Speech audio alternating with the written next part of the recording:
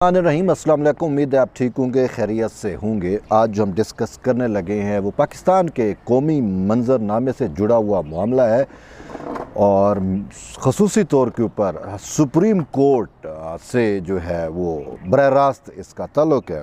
जैसा कि आप सब लोग वाकिफ़ हो चुके होंगे, जो गुज़िश्ता रोज़ हुआ, जिस तरीके से एक सुप्रीम कोर्ट के एक मुअज़्ज़िज़ जज कि साबिक वज़ीर आला पंजाब परवेज़ इलाही के साथ जो ऑडियो टेप जो है वो आई, तो उसमें मुअज़्ज़िज़ जज साहब जो हैं वो परवेज़ इलाही के साथ गुफ्तगू कर रहे हैं और आपने वो सुनी होगी, जिसके अंदर मोहम्मद ख़ान भट्टी से मुतल्लिक जो मामलात थे। अब मोहम्मद ख़ान भट्टी कौन है? मोहम्मद ख़ान भट्टी वज़ीर आला पंजाब, साबिक वज़ीर आला पंजाब परवेज़ इलाही का जो है वो शायद प्रिंसिपल सेक्रेटरी रहे या कोई उसको फ्रंट मैन भी कहते हैं। तो इन दिनों कानून की नज़र में मोहम्मद अली ख़ान भट्टी जो हैं वो लापता हैं। सुप्रीम कोर्ट में एक दरख्वास्त आती है मोहम्मद ख़ान भट्टी से मुतल्लिक और कहा जाता है कि मोहम्मद ख़ान भट्टी को जो है वो इंटेलिजेंस एजेंसियों ने जो है वो अगवा कर लिया, उठा लिया, लापता कर दिया, वो मिल नहीं रहे। सुप्रीम कोर्ट जो है उनकी बाजियाबी के लिए इक़दामात करे। ये मोहम्मद ख़ान भट्टी के भांजे या भतीजे की जानिब से सुप्रीम कोर्ट के अंदर एक दरख्वास्त आती है। सिर्फ ये नहीं, सिंध हाई कोर्ट के अंदर आबिद ज़ुबैरी जो सुप्रीम कोर्ट बार एसोसिएशन के सदर हैं, उनकी जानिब से सिंध हाई कोर्ट से रजू किया जाता है कि मोहम्मद ख़ान भट्टी जो हैं वो लापता हो चुके हैं, पंजाब के साबिक़ वज़ीर आला के प्रिंसिपल सेक्रेटरी रहे हैं, तो उनको बाजियाब कराया जाए। अब मोहम्मद ख़ान भट्टी हैं कहाँ पे, ये बड़ा एक सवाल था और मीडिया में हर तरफ ये शोर व गुल था कि जो मौजूदा PDM की हुकूमत है इसने मोहम्मद ख़ान भट्टी को जो है वो अगवा कर लिया है। कुछ लोग जो हैं, जैसे मैंने कहा कि मोहम्मद ख़ान भट्टी के करीबी अजीज़ और रिश्तेदार जो हैं वो सुप्रीम कोर्ट में अपनी दायर शुदा दरख्वास्त के अंदर ये एलिगेशन, ये इल्ज़ाम जो है बरह रास्त एजेंसियों के ऊपर लगा रहे हैं।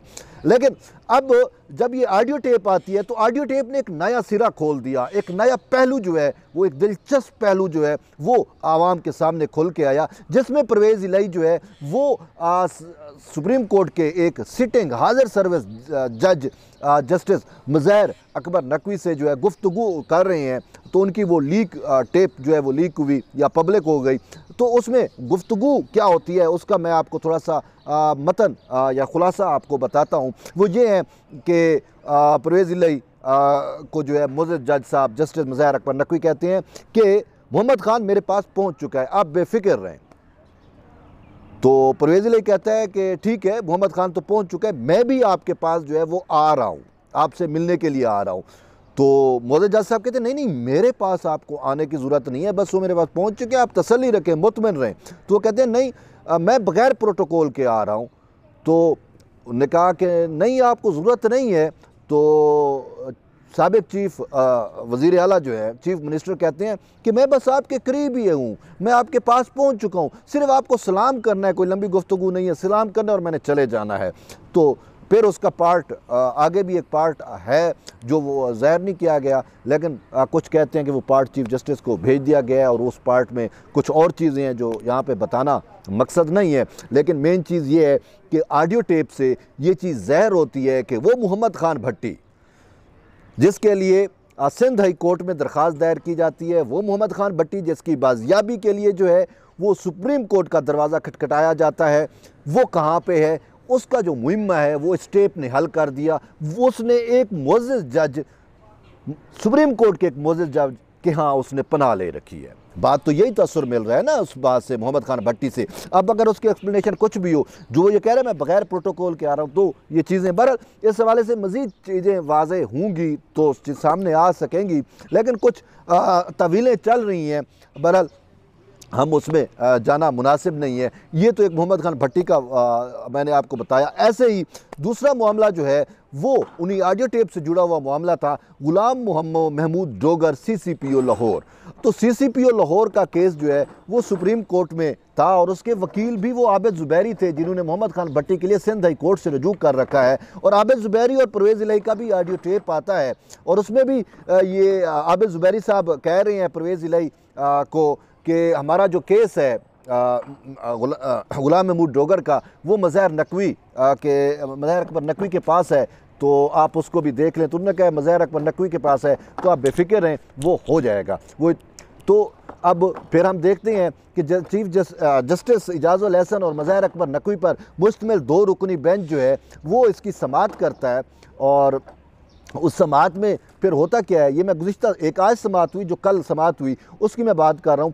उस समाअत में क्या होता है, अच्छा जी वो चीफ इलेक्शन कमिश्नर को जी बुला लो। अब ये महज एक तबादले का केस है, एक ट्रांसफ़र का केस है, उसमें बुला लिया जाता है chief election commissioner of Pakistan जो एक ऐनी होता है, उनको बुलाया जाता है, उनकी सरजनिश की जाती है, झाड़ पट्टी की जाती है और जी आप 90 दिन में इलेक्शन क्यों नहीं करा रहे, ये है वो आइन का कमांड है। बहरहाल उसने भी अपनी बातें वजाहतें दी और बड़ा मुदब्बर अंदाज में उसने टैकल किया सुप्रीम कोर्ट के इन जजेस को, मज़ाहिर अकबर नकवी को और जस्टिस इजाज़ुल एहसन को। तो खैर फिर होता क्या है कि सुप्रीम कोर्ट कहती है कल आप रिकॉर्ड सी में आए। फिर बाद में जब सोशल मीडिया के ऊपर और हर जगह पे ये चीज़ें हुई कि ये किसी और गैर रेलिवेंट केस के अंदर मुतलका केस नहीं है, फ्रीक नहीं है इलेक्शन कमिश्नर, उसको कैसे बुला लेते हैं, तो फिर वो सुप्रीम कोर्ट जो है अपने उस फैसले से या अपनी उससे थोड़ा सा पीछे हटती है और फिर ये मामला जो है ये जो 2 रुकनी बेंच का ने ये मामला चीफ जस्टिस को भेजती हैं कि आप इस पे जो है वो को नोटिस लें अगर आप समझ सकते हैं तो वो फिर आज इसकी वो चीफ इलेक्शन कमिश्नर से मुतल्लिक वो जो पेश होना था तो वो नहीं हुए और वो मामला जो है वो डिफरेंट तौर पे चला गया। लेकिन बात यह है कि उसी गुलाम महमूद डोगर को फिर आज सुप्रीम कोर्ट ने बहाल कर दिया। अब बहाल किया वटेवर उसमें कानूनी लकूना होंगे तो सुप्रीम कोर्ट ने बहाल किया, हमारा मकसद वो नहीं है, मेरिट पे केस को हम डिस्कस नहीं कर रहे। लेकिन बात यह है कि गुलाम महमूद डोगर की बहाली का अल्टीमेटली बेनिफिशरी कौन होगा, गुलाम महमूद को बहाल क्यों किया गया। सिंपल सी बात है कि सुप्रीम कोर्ट के हम ख्याल जजेस जो इमरान खान जैसे शख्स को सादिक अमीन बनाने जैसा जो है वो फरीज़ा भी सर अंजाम दे सकते हैं, उन्होंने उनका मकसद बज़ाहिर बादियुल नज़र में प्राइम अफसर यही नज़र आ रहा है ना कि उन्होंने गुलाम महमूद डोगर को इस वजह से बहाल किया CCPO लाहौर के ओहदे के ऊपर कि इमरान खान जो है वो अदलिया को मतलूब है, उसके वारंट गिरफ्तारी जारी हुए हैं, इस्लामाबाद में उसके खिलाफ मुकदमात हैं, इस्लामाबाद पुलिस को वो मतलूब है, इस्लामाबाद पुलिस को उसको अरेस्ट करना चाहती है। तो अब वहाँ पे अगर गुलाम महमूद डोगर जैसा परवेज़ इलाही का बंदा या इनका बंदा जो है वो होगा तो इमरान खान जो है वो अरेस्ट नहीं हो सकेंगे। ये बड़ी सीधी सी बात है, समझने की बात है। यानी कि जब इस्लामाबाद पुलिस जो है वो ज़मान पार्क में उसको गिरफ़्तार करने जाएगी तो वो जो रूल्स ऑफ प्रोसीजर हैं उसके तहत जो मुतलका थाना है उसकी पुलिस को इतला करनी पड़ेगी कि हमें ये शख्स फ़लाँ केस में फ़लाँ FIR नंबर में हमें ये मतलूब है, ये हमने इसको गिरफ़्तार करना है। तो वो जो लोकल पुलिस होती है मुतलका थाने की वो साथ जलकर वो उस शख्स को जो है वो गिरफ़्तार किया जाता है या हिरासत में लिया जाता है। अब जब गुलाम महमूद डोगर जैसा CCPO लाहौर बैठा होगा जो इमरान खान और परवेज़ इलाही का जो है वो चहीता है तो वो तो कभी गिरफ़्तार नहीं होने देगा, वो तो दरमियान में बहुत सारी चीज़ें लेके आ जाएगा। बर तो मेन मकसद ये था कि इमरान खान की मुमकिना गिरफ़्तारी को रोकने के लिए गुलाम महमूद डोगर को जो है वो बहाल किया गया और उसकी बहाली के लिए सुप्रीम कोर्ट ऑफ पाकिस्तान के इन हम ख्याल जजेस को क्या क्या पापड़ बेलने पड़े वो आपके सामने है। चीफ इलेक्शन कमिश्नर को जो है इन्होंने तलब कर लिया, आज सेक्रेटरी इलेक्शन कमीशन की जो है वो सरजनिश की और फिर मज़ाहिर अकबर नकवी का ऑडियो भी आपके सामने है जिसमें उसकी सारी चीज़ें जो हैं वो अवाम मुन्नास के सामने खुल के सामने आ गई हैं। और कुछ लोग तो ये कह रहे थे कि मज़ाहिर अकबर नकवी जो है वो इस बेंच का हिस्सा नहीं होंगे, वो नहीं बैठेंगे इन सारे चीज़ों के बावजूद, लेकिन आज भी वो उस बेंच का हिस्सा थे। अगरचे वो जो प्रोएक्टिव तरीके से बोलते हैं वो तो नहीं था लेकिन वो बैठे ज़रूर थे। लेकिन यहाँ पे गिला और शिकवा बनता भी है। अटारनी जनरल फॉर पाकिस्तान जो यही करने वाला अटारनी जनरल शहजाद इलाही पता नहीं कहाँ से ये जो है वो उठा के जो है वो मुसल्लत कर दिया गया है। ख़ुद वज़ीर आज़म कहते हैं कि जो है मुझे पता नहीं कि ये कौन है। तो उसको चाहिए था कि वो सबसे पहला इतराज़ यही करते कि मज़ाहिर अकबर नकवी साहब आप तो इस बेंच में नहीं बैठ सकते क्योंकि आपसे मुतल्लिक ये ऑडियो आ चुकी है। और बहरहाल क्या कर सकते हैं कि उससे कुछ भी नहीं हो सका। अगर यहाँ पे इरफान कादर जैसा अटारनी जनरल होता तो शायद सूरत हाल थोड़ा डिफरेंट होता। लेकिन बात यह है कि यहाँ पे एक और बात सबसे अहम कि मामला जो है वो इलेक्शन कमीशन को सुप्रीम कोर्ट ने इस वजह से खींचा कि आपने निगरान हुकूमत के कहने पर तबादला क्यों किया, क्योंकि ये मामला ऑलरेडी अदलिया में ज़ेर इल्तवा था। वैसे आम रूटीन में यही होता है कि जब मामला किसी कोर्ट में होता है तो बाकी इदारे उससे पीछे हट जाते हैं, कहते हैं ये लेट इट डिसाइड कि इसको अदलिया को जो है वो डिसाइड करने दो। अदलिया में चूँकि मामला चल रहा है, कोर्ट में चल रहा है, सब जुडिशियस मैटर है, तो इस वजह से उस पर वो नहीं किया जाता। लेकिन इसके बावजूद जो है इलेक्शन कमीशन को इस वजह से हमारे मोअज़्ज़ज़ जज साहबान ने खिंचाई की, छिकाई की, सरजनिश की कि मामला जो है वो कोर्ट में ज़ेर समाअत था, तो उसके बाद आपने तबादला क्यों किया CCPO लाहौर का। बात तो ठीक है, लेकिन इलेक्शन कमीशन ने कहा हमें नहीं आइडिया था, हमें पता नहीं था कि मामला ऑलरेडी कोर्ट में ज़ेर इल्तवा है डोगर साहब का।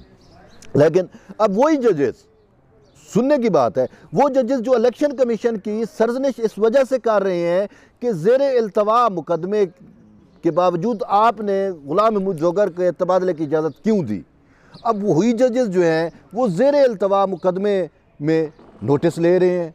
अब आप पूछेंगे वो कैसे? जी ये जो 90 दिन में इलेक्शन कराने का मामला है, ये भी तो हाई कोर्ट में ज़ेर इल्तवा है ना, हाई कोर्ट का हुक्म है, अभी उस पर कंप्लाइंस होनी है, वो टाइम फ्रेम दिया हुआ है, उसमें वो जवाब सबमिट कराएंगे, उस पर कंप्लाइंस होनी है, तो वो मामला तो हाई कोर्ट में ज़ेर समाअत है। तो हाई कोर्ट में ज़ेर समाअत केस के ऊपर किस तरीके से supreme court chief election commissioner को तलब कर सकती है? पहले हाई कोर्ट को डिसाइड करने दो, फिर आप वो करो, या खुद नोटिस भी नहीं लिया जा सकता ऐसी सूरत हाल में कि मामला तो ऑलरेडी सब जुडियस है, अदलिया के अंदर ज़ेर इल्तवा है। वही नज़ीर जो हमारे मोअज़्ज़ज़ जज साहबान ने इलेक्शन कमीशन के खिलाफ इस्तेमाल की, क्या वो इनके खिलाफ इस्तेमाल भी तो हो सकती है ना कि मामला तो ज़ेर इल्तवा है हाई कोर्ट के अंदर। और ये अटार्नी जनरल ने कहा भी कि सर ये मामला तो ज़ेर इल्तवा है, वहाँ पर आप यहाँ पर उठा के क्यों आप इस मामले को लेकर आ रहे हैं।